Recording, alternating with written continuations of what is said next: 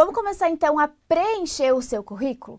E a gente começa sempre pelas informações que vão ali no comecinho, né? Os seus dados pessoais. E por mais que você ache que, nossa, mas a Carol vai me ensinar a colocar dado pessoal no currículo, que coisa simples. Eu quero que você entenda que tudo que está no seu currículo está por uma razão e que você preste muita atenção em tudo que vai ser dito a partir de agora. E eu vou te passar um contexto da importância de você prestar muita atenção. O nosso cérebro, ele ocupa 2% da nossa massa corporal. Então, pensando no corpo como um todo, o cérebro é uma parte bem pequena, ocupa 2% da massa corporal. Porém, ele consome 25% da nossa energia. Proporcionalmente, não faz o menor sentido. É uma parte muito pequena da nossa estrutura, da nossa massa, consumindo uma quantidade enorme da nossa energia. O cérebro consome demais e ele sabe disso. E o nosso cérebro, ele é muito inteligente. Ele sabe que ele é muito pequeno, gastando muita energia e por conta disso, ele desenvolve mecanismos para gastar menos energia. Vou te dar um exemplo. Recentemente eu aprendi de fato a dirigir.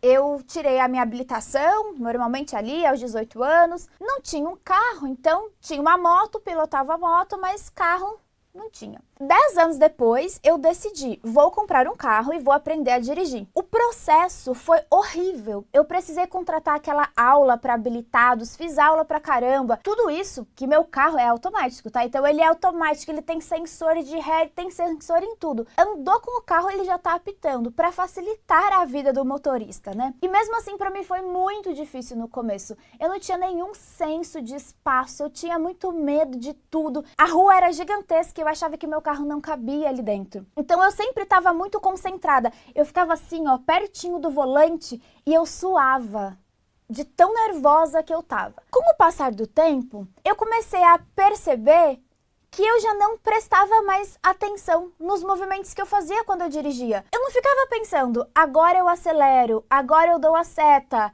agora eu viro. Eu só ia. Muitas vezes eu chego num lugar e nem percebo como que eu cheguei ali. Eu simplesmente fui. Por quê? Porque eu aprendi a dirigir. E esse processo é exatamente o cérebro poupando energia. O cérebro, ele coloca você no piloto automático. Então você está dirigindo. Você só não está percebendo de forma consciente que você está dirigindo. Isso faz com que você economize energia do corpo. E dirigir é só um exemplo. A gente não percebe quando está escovando os dentes. Eu vou escovar em cima, embaixo, de um lado, do outro. A língua, a gente não percebe, a gente só faz, porque é o cérebro nos colocando no piloto automático para economizar energia. E isso é muito bom. Só que não é só nessas ações que o cérebro coloca a gente em piloto automático. Todas as vezes que você está assistindo um conteúdo, lendo um livro, fazendo algo e você tem esse pensamento, isso aí eu já sei. Automaticamente o seu cérebro coloca você em piloto automático. É instantâneo. Pensou, isso aí eu já sei, o que o cérebro faz? Te coloca em piloto automático. Quando ele coloca você em piloto automático, você não está mais aprendendo nada a partir daquele momento. Por quê? Se você já sabe, você não precisa mais estar com a sua concentração. Onde eu quero chegar? Todas as vezes que você estiver me ouvindo e perceber que você pensa, isso aí eu já sei, troca de pensamento. Porque se você disser, ou se você não disser em voz alta, mas pensou, isso aí eu já sei,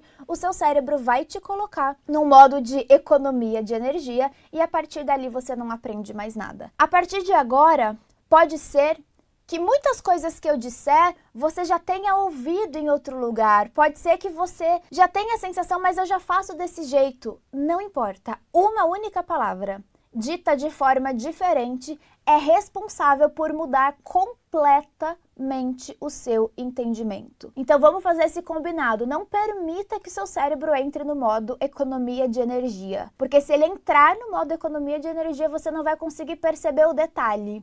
E é no detalhe que a gente constrói o nosso currículo meteórico. Mas vamos lá para a mão na massa. Então, com o seu computador aqui, com uma tela do Word aberta, você vai começar a falar sobre os seus dados pessoais. E nos dados pessoais, a gente vai preencher com algumas informações, mas não com todas.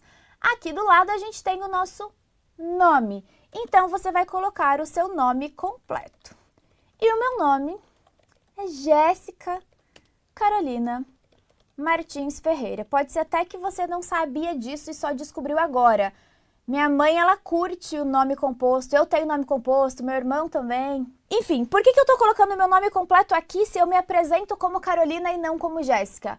Porque o primeiro nome e o último nome a gente não abrevia em documentos. Eu uso meus 2 nomes do meio. Mas no meu currículo não é assim, não é Carolina Martins. Esse não é o meu nome. Você não vai abreviar o seu primeiro nem o seu último nome. Se você quiser abreviar os nomes do meio, não tem problema, mas o primeiro e o último você precisa manter. Então, você vai botar o seu nome aqui. Do ladinho, você vai colocar a cidade onde você mora. Então, eu moro em São Caetano.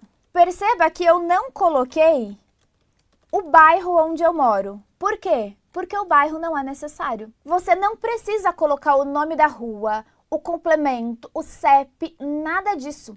A cidade onde você mora e o estado já é mais do que suficiente. Principalmente se você mora numa cidade como é a minha cidade. Quando eu trabalhava presencialmente, eu morava em São Caetano, mas eu estava sempre querendo trabalhar em São Paulo. Poucas pessoas trabalham em São Caetano, a maior parte mora ali e trabalha em São Paulo. Não é necessário colocar que eu moro no bairro X, não precisa disso. Nome da cidade e o estado. Se você mora numa cidade muito grande como São Paulo, e acredita que faz sentido, você pode colocar a zona. Então, aqui você pode colocar Zona Oeste, São Paulo, SP, por exemplo. E se você estiver morando em São Paulo, mas disponível para mudar, aí você vai colocar um parêntese aqui e vai sinalizar disponível para mudança. Carol, não estou disponível para mudança. Então, não coloca, ué. Quem está disponível para mudança, insere. Quem não está, não insere. Aqui, você pode, essa informação ela nem é 100% a mais importante. Então, você pode deixar ela menorzinha, disponível para mudança. Telefone.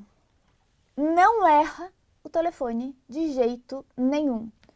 Um número que você erra no seu telefone faz com que o recrutador nunca consiga falar com você. Coloca sempre o seu DDD. E aqui você vai ter que tomar muito cuidado, porque tem gente que mora em São Paulo, mas tá mandando o currículo para trabalhar em empresas do Rio de Janeiro e decide mentir que já tá morando no Rio de Janeiro. Mentira é o fator que mais reprova o candidato no processo seletivo. A gente vai falar muito disso lá na frente no módulo de entrevista, mas já tô antecipando para você. Mentira é o que mais reprova o candidato no processo seletivo. Agora, se você quer mentir aqui, mente direito, pelo menos. Quem mora no Rio de Janeiro não tem DDD 11. Então, se você mora em São Paulo e está mentindo que mora no Rio de Janeiro, tenha pelo menos um DDD de lá para colocar no seu currículo e não escancarar a mentira.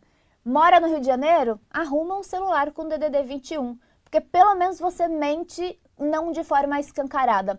Sugiro que você faça isso? É claro que não. Não faça. Quer fazer? Você é um adulto responsável pelas suas decisões. Se for fazer, faz pelo menos direito, tá? Então aqui você vai colocar o seu telefone. Se quiser colocar mais de um, pode, não tem problema, mas não precisa colocar 3, 4. O seu celular e um outro celular ou um telefone para recado. Você também não precisa sinalizar a operadora do seu celular. Tem gente que coloca do lado assim, vivo, TIM. Para quê? Nenhum sentido, não tem necessidade de colocar a operadora. Você também não precisa selecionar qual é o WhatsApp, qual não é. É só o número do telefone. Não precisa ficar enchendo de informação aqui. Terminou o telefone? Aí você vai para o seu e-mail. Aqui embaixo. A mesma orientação do telefone vale para o e-mail. Cuidado para não errar nenhuma letra no seu e-mail. Errou uma letra no e-mail, o recrutador não consegue te encontrar. Cuidado também para o seu e-mail não ser, com o perdão da expressão, um e-mail ridículo.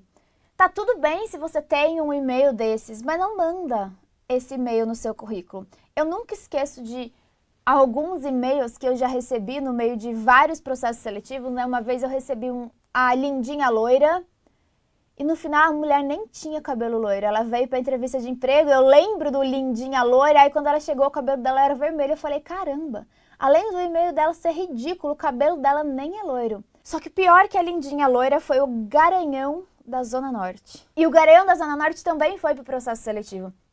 Eu tinha uma estagiária na época, ela chamava Monique. E a gente viu o e-mail dele ali, Garanhão da Zona Norte, aí a Monique foi... Eu tava entrevistando várias pessoas, e a Monique, ela era responsável por organizar as pessoas ali por ordem de chegada e ir direcionando pra minha sala. Eu terminei de atender uma pessoa, ela chegou, e eu perguntei pra ela, o próximo candidato já tá aí? Ela falou, tá, o próximo é o Garanhão da Zona Norte. A gente até se referia ao cara como o Garanhão da Zona Norte. Ele não passou do processo seletivo, tá? Não por conta disso. Mas, entende? Garanhão da Zona Norte, lindinha loira, não combina com a sua skin profissional. Então, um e-mail que seja o seu nome, a área de atuação, sei lá, mas um e-mail profissional. Certifique-se de olhar esse e-mail também. Já aconteceu muito comigo de mandar e-mail para os profissionais e eles nunca abriram o e-mail. Então, tenha um e-mail profissional e um e-mail que você olhe sempre. Depois você vai colocar o URL do seu LinkedIn e no módulo de LinkedIn você vai aprender exatamente o que é o URL, como personaliza a sua e como colocar aqui no currículo também. E só. Essas são as informações pessoais que estarão aqui no seu currículo. Não tem foto, não tem idade, não tem número de filhos, não tem nada disso. Essas são as informações. Que mais? Não tem RG. Não tem CPF, não tem título de eleitor. Cuidado em ficar informando tanto dado pessoal assim. O recrutador não precisa desses dados nesse momento. Toma muito cuidado, porque isso te deixa muito suscetível a golpes. Não informe dados pessoais no seu currículo nunca. Se você vai se cadastrar em algum site de vaga e está pedindo muito dado pessoal, tome cuidado. Fornecer dados pessoais deixa você muito vulnerável e muito suscetível a golpes. Não tem aqui. De novo, não vai haver foto no seu currículo, ainda mais foto 3x4. Gente, foto 3x4 é horroroso. Por que você quer passar essa humilhação de forma gratuita? O recrutador nem pediu, você coloca aquela foto 3x4 ali, ninguém sai bonito em foto 3x4 não. Quem sai bonito em foto 3x4 é bebezinho, cresceu, pronto, você fica feio mesmo. Foto 3x4, a função dela é escancarar a sua feiura. É para isso que serve.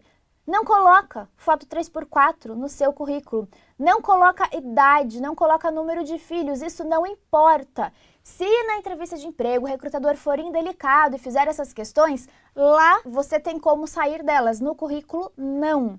E a gente vai falar sobre essas questões de entrevista no módulo de entrevista, não agora. Aqui é só para você entender o que não colocar. Se tinham essas informações, tire. Você vai construir um dado pessoal nesse formato aqui, e aí a gente se vê na próxima aula.